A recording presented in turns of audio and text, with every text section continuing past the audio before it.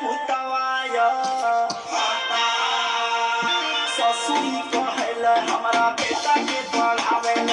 आई बिना जब से घर में अगिया लगावेल चोरी चोरी रुपया पैसा नहीं हरे पठावेल भाई बाप के हमारे लगा के गरी आवेल भाई बाप के हमारे लगा के गरी आवेल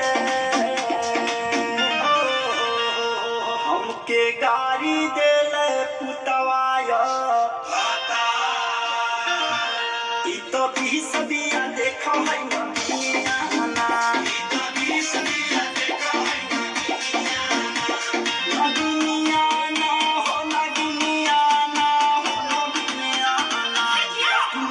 बिया जैसे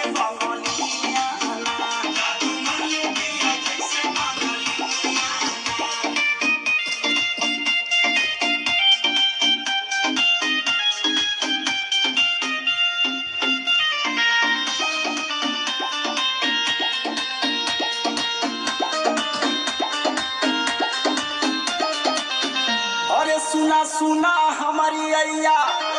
काहे करेलू गुरैया जोहर लागेले जुबानिया आगे बोलो दाना दाना खातुन रोज हमर के मुँह आवे हमर के मरल कह के तुम का बोलावे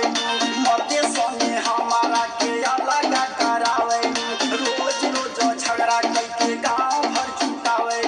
रोज रोज झगड़ा करके गाँव भर जुटावे